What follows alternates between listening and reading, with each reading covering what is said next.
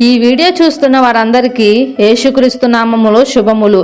ఈ నెల రోజుల్లో ఎక్కువగా ఉపవాసాలు చేస్తుంటారు. ఉపవాసం అనేది చాలా మంచిది. అది దేవుని దగ్గరకు మనల్ని చేరుస్తుంది. అయితే బైబిల్ గ్రంథంలో కొంతమంది భక్తులు ఉపవాసం చేశారు. వారు అలా ఉపవాసాలు చేసి ఎన్నో ఘన విజయాలు కూడా సాధించారు.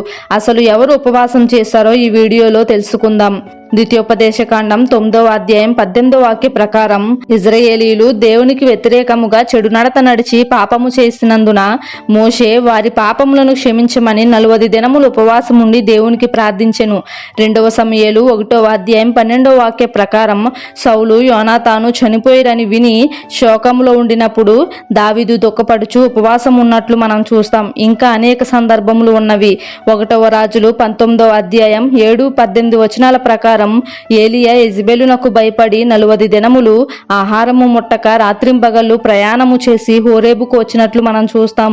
1వ రాజులు 21వ అధ్యాయం 27-29 వచనాల ప్రకారం, అహాబు దేవుని ఎదుట బహుహేయముగా ప్రవర్తించి తరువాత తన తప్పు తెలుసుకొని వస్త్రములు చింపుకొని గోనె పట్టా కట్టుకొని ఉపవాసముండి వెకులపడ్డాడు.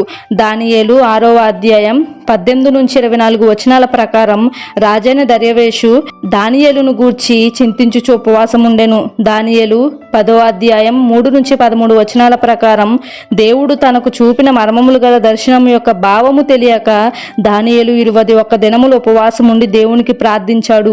ఎస్తేరు 4వ అధ్యాయం 13-16 వచనాల ప్రకారం, యూదులందరి విషయమై ఎస్తేరు 3 దినములు ఉపవాసముండెను.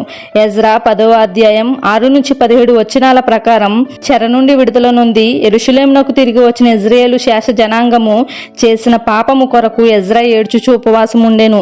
నెహెమ్యా 1వ అధ్యాయం 4, 2వ అధ్యాయం 10 వాక్యాల ప్రకారం, యెరూషలేము గుమ్మములు అగ్నితో కాల్చబడినవని విని నెహెమ్యా ఏడ్చుచు కొన్ని దినములు దుఃఖముతో ఉపవాసమున్నాడు. యోనా 3వ అధ్యాయంలో నినివే పట్టణపు వారు పశ్చాత్తాపంతో ఉపవాసం ఉండి దేవునికి ప్రార్థించారు. లూకాసు వార్త 37వ వాక్య ప్రకారం, రక్షకుని కొరకు ఎదురు చూచిన అన్నా అను ప్రవక్తి దేవాలయమును విడువక ఉపవాస ప్రార్థనలతో రేయింబగళ్ళు సేవ చేసినట్లు మనం చూస్తాం. మత్తయి సువార్త 4వ అధ్యాయం 1-11 వచనాల ప్రకారం, యేసు అపవాది చేత శోధించబడక ముందు 40 దినములు ఉపవాసం ఉండెను. అపోస్తుల కార్యములు 10వ అధ్యాయం 30వ వచనం ప్రకారం, దేవుని ప్రణాళిక ప్రకారము రక్షణ మార్గమును వెదకుచు కొర్నేలి ఉపవాసం ఉండి ప్రార్థించాడు.